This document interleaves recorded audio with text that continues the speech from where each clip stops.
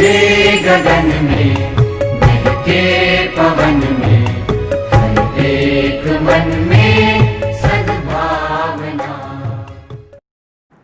चलो विद्यार्थी मित्रों, હવે આપણે આના પછી જે રિબોઝોમ્સ અને કોષરસ કંકાલ ભણ્યા એના પછીની આપણે અંગિકા ભણવાની જે પક્ષમ અને કશા શબ્દથી આપણે પરિચિત છીએ આદિકોષ કેન્દ્રીય કોષમાં આપણે જોયું હતું. અત્યારે આકૃતિ નથી જોવાની, અત્યારે અહીંયા ધ્યાન રાખો. પક્ષમ અને કશા શું છે? તો જે કોષરસ સ્તર છે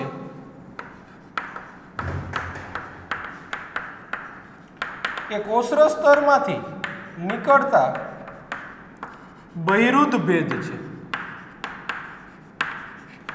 બહિરુદ્ધ ભેદ એટલે શું? દાખલા તરીકે આ કોષરસ સ્તર છે તો એમાંથી એની સાથે આવી રીતે આમ બહાર નીકળી ગયેલો ભાગ એને શું કહેવામાં આવે? બહિરુદ્ધ ભેદ કહી શકાય છે.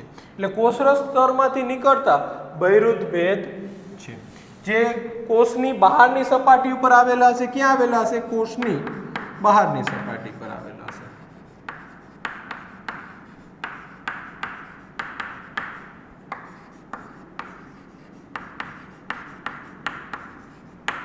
ધ્યાન રાખો, હું એક આકૃતિ દોરું છું. આ દાખલા તરીકે શું છે? કોષ છે.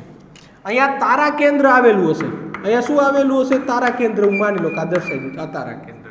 આ તારા કેન્દ્રનું મુખ્ય ભાગ એને આપણે તલકાઈ કહેશું. બેઝલ બોડી મુખ્ય ભાગ એને શું કહેશું? તલકાઈ. આ તારા કેન્દ્રના તલકાઈમાંથી આવી નલિકામય રચના બહાર નીકળશે. જોજો, હવે એની ફરતે આ બહાર નીકળશે ને એની ફરતે શું આવેલું હશે? પટલ આવેલું હશે. આ રીતે આ ઓરેન્જ કલરથી દોરેલું એ શું છે? પટલ છે. તારા કેન્દ્રનું જે તલકાઈ હશે એમાંથી આવી નલિકામય રચના બહારની તરફ નીકળશે. આ બહારની તરફ નીકળતી રચના કા કશા હોઈ શકે અથવા તો શું હોઈ શકે? પક્ષમ હોઈ શકે. બરોબર? બંનેમાં થોડો ઘણો તફાવત છે, બાકી ઉત્પત્તિ સમાન થશે. રચના અંદરની રચના સરખી હશે, નાનો એવો તફાવત હશે. તો આપણે કહી શકીએ કે એનો ઉદ્ભવ ક્યાંથી થશે?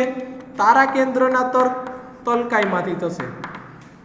તારા કેન્દ્રના તલકાઈમાંથી એનો ઉદ્ભવ થાય છે, આવું આપણે કહી શકીએ. બરાબર?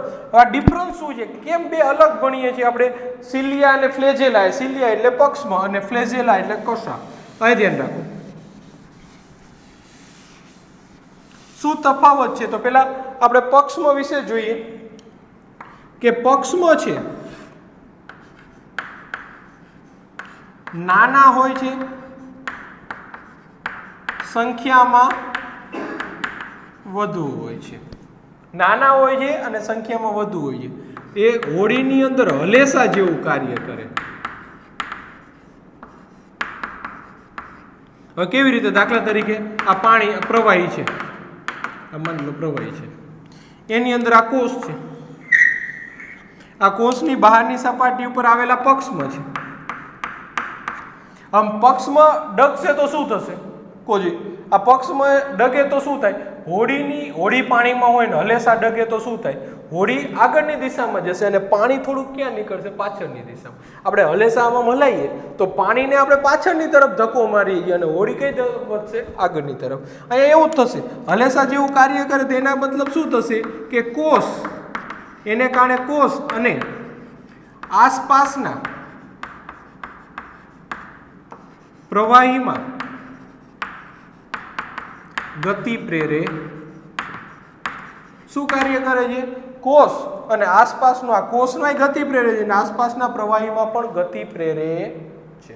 શેની વાત કરી આપણે? પક્ષમની. ફરીથી પક્ષમ અને કશા આપણે સંયુક્ત રીતે જ ભરીએ છીએ કારણ કે બંને કોષરસ સ્તરમાંથી નીકળતા બહિરુદ્ધ ભેદ છે, બહારની સપાટી પર આવેલા છે અને તારા કેન્દ્રના તલકાઈમાંથી નિર્માણ પામે. આપણે જેમ હમણાં આકૃતિમાં જોયું હતું.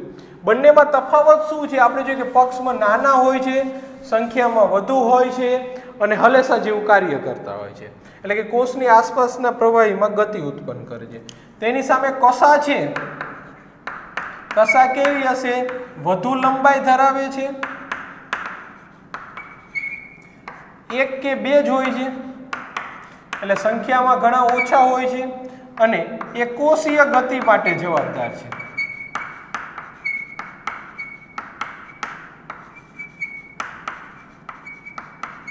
એટલે કે પૂંછડી કેમ કામ કરે? પૂંછડી હોય કોઈની પાછળ ને પૂંછડી ડગડગવાથી કેવી રીતે આગળ જાય, કૂદકો મારવાથી આગળ જઈ શકે, એવી રીતે આ ગતિ માટે આના કરતાં અલગ પ્રકારની ગતિ હોય છે. પક્ષમાં દ્વારા આવી રીતે ગતિ હોય. કસા જે એ મોટી પૂંછડી હોય, આ કોષ છે આ મોટી પૂંછડી છે, આ પૂંછડીની મદદથી આગળનો ભાગ ડગે છે. ક્લિયર? અને આદિકોષ કેન્દ્રીય કોષની કસા કરતાં સુકોષ કેન્દ્રીય કોષની કસા જુદી હોય છે. આ મગજમાં ધ્યાન રાખવાનું. શું ધ્યાન રાખશું? આદિકોષ કેન્દ્રીય કોષની કસા કરતાં સુકોષ કેન્દ્રીય કોષની કસા અલગ બંધારણ ધરાવે છે. હું લખી જ નાખું. આદિકોષ કેન્દ્રીય કોષ કેન્દ્રીય કોષની કસા કરતાં અલગ બંધારણ હોય. ક્લિયર? તો પેલા આટલું જોઈ લો, પછી આપણે આગળ એની રચનામાં આગળ વધીએ. ક્લિયર? આ બંને વચ્ચેનો સામાન્ય તફાવત હતો. તમારે છે ને પોઝ કરી દેવાનું, વચ્ચે સ્ટોપ કરી દેવાનું, પછી લખતું જવાનું. પેલા એકવાર જોઈ લેવાનું, સમજી લેવાનો આખો વિડીયો, પછી બીજી વાર વિડીયો જોતા જોતા એની નોટ્સ બનાવવાની, વચ્ચે વચ્ચે પોઝ કરતું રહેવાનું.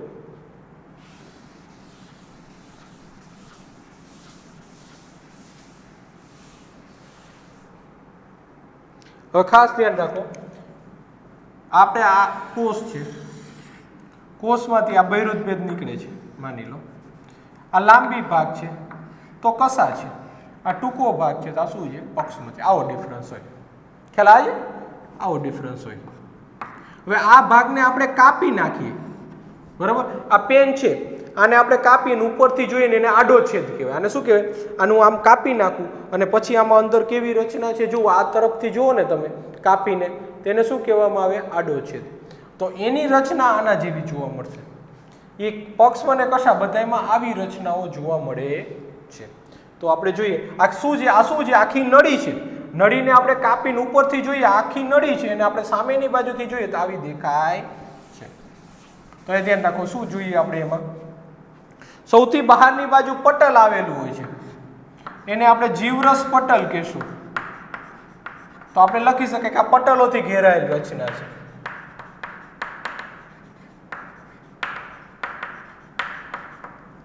ક્લિયર? હવે આને ઇલેક્ટ્રોન માઇક્રોસ્કોપમાં જોશું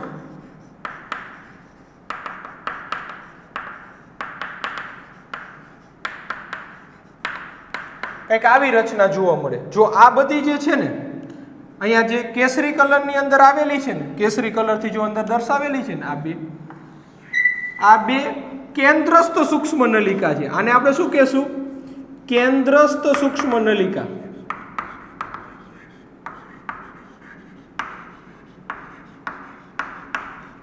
કેન્દ્રમાં કેટલી સૂક્ષ્મ નલિકા આવેલી છે? બે આવેલી છે. એ બંને એક ભાગ દ્વારા જોડાયેલી છે, એને સેતુ કહેશું. આપણે એને શું કહેશું? કેન્દ્રસ્થ સેતુ કહી શકાય છે. આજુબાજુમાં આ જે આવરણ આવેલું છે, આ કેન્દ્રસ્થ જે નલિકા છે એની ફરતે જે આવરણ આવેલું છે એને આપણે કહેશું કેન્દ્રસ્થ આવરણ. એને શું કહેવામાં આવે? કેન્દ્રસ્થ આવરણ કહી શકાય. ક્લિયર? તો ઇલેક્ટ્રોન માઇક્રોસ્કોપમાં આપણે શું જોયું? કેન્દ્ર સ્થાને બે કેન્દ્રસ્થ નલિકા જોઈ. સૂક્ષ્મ નલિકા. સૂક્ષ્મ નલિકા એટલે કોષરસ કંકાલમાં ભણી ગયા હતા ને, સૂક્ષ્મ નલિકા. ક્લિયર? હવે જો આજુબાજુમાં આ જે સફેદ કલરથી આ મેં ગોળાકાર જોઈ, એ પણ નલિકા છે. કેટલી છે? 1 2 3 4 5 6 7 8 9. પણ 9 શું આવેલી છે? જોડ છે. જો બે એકબીજા સાથે જોડાયેલી છે. બે એકબીજા સાથે જોડાયેલી હોય ને તો આપણે કહી શકાય જોડ છે. 3 હોય ને તો આપણે જોડનો શબ્દ ન હોય તો ત્રેખડ શબ્દ વાપરીએ. તો એમાં બીજું શું જોવાનું? આપણે પરિઘવર્તી એટલે ફરતી બાજુએ 9 સૂક્ષ્મ નલિકાની જોડી આવેલી. આ ધ્યાન રાખજો, 9 સૂક્ષ્મ નલિકા નહીં, સૂક્ષ્મ નલિકાની જોડી આવેલી છે. બે કેન્દ્રસ્થ સ્થાને સૂક્ષ્મ નલિકા છે, એ જોડમાં નથી, પણ ફરતી બાજુ આવેલી 9 શું છે? જોડમાં છે. આ જે ગોઠવણી છે, આ જેનો અક્ષ બને છે, ગોઠવણીનો અક્ષ એટલે મુખ્ય રચના બને છે, એને આપણે શું કહેશું? અક્ષસૂત્ર કહેવાય. આ જે ગોઠવણી છે એને શું કહેવાય? અક્ષસૂત્ર. કયા પ્રકારનું છે? તો આપણે લખી શકાય 9 + 2. શું લખી શકાય? 9 + 2. 9 શું દર્શાવે? સૂક્ષ્મ નલિકાની જોડી, અને 2 શું દર્શાવે? કેન્દ્રસ્થ સ્થાને આવેલી સૂક્ષ્મ નલિકા. એ બે એકબીજા સાથે કોની મદદથી જોડાયેલી હશે? સેતુની મદદથી જોડાયેલી હોય છે. ક્લિયર? બીજું, આ જે કેન્દ્ર જે સૂક્ષ્મ નલિકા છે, આ જે ફરતી બાજુ આવેલી છે, એ પરિઘવર્તી સૂક્ષ્મ નલિકા છે.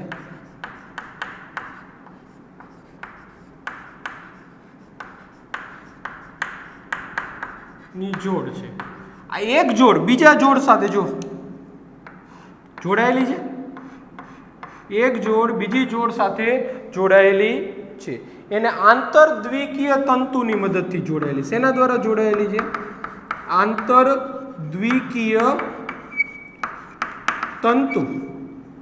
બરાબર? આંતરદ્વિકીય તંતુ, અથવા તો આપણે લખી શકાય આંતરદ્વિકીય સેતુ. તંતુ અથવા તો શું લખી શકાય? સેતુ. એની મદદથી જે 9 જે જોડ છે એકબીજા સાથે જોડાયેલી છે. એ સિવાય આ જે જોડની એક એક સૂક્ષ્મ નલિકા કેન્દ્રસ્થ આવરણ સાથે આવી રીતે જોડાયેલી હશે. આ શેની મદદથી જોડાયેલી છે? આ કહી શકાય ત્રિજ્યા અથવા તો ત્રાક તંતુઓની મદદથી, ત્રાકની મદદથી જોડાયેલી. શેની મદદથી જોડાયેલી છે? ત્રાકની મદદથી જોડાયેલી હોય છે. આને ફરતી દિશામાં આવેલું છે ત્રિજ્યાવર્તી ત્રાક પણ કહી શકાય. આને શું કહી શકાય? ત્રિજ્યાવર્તી ત્રાક. ત્રિજ્યાવર્તી ત્રાક એટલે કેન્દ્રથી બધી બાજુ બધી ત્રિજ્યામાં આવેલું છે, એટલે એને શું કહેવાય? ત્રિજ્યાવર્તી ત્રાકની મદદથી જોડાયેલી હોય છે. ક્લિયર? તો અહીંયા બે શબ્દ ધ્યાન રાખવાના. આંતર દ્વિકીય સેતુ અથવા તંતુ, જેની મદદથી બે જોડ એકબીજા સાથે જોડાય છે, અને ત્રિજ્યાવર્તી ત્રાક તંતુ,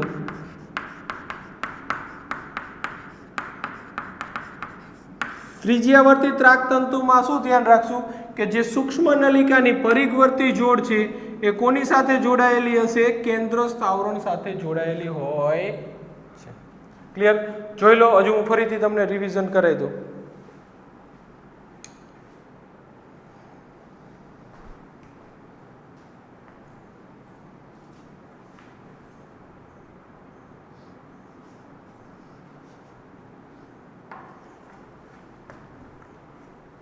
આ એની રચના જ અગત્યની છે. બરાબર?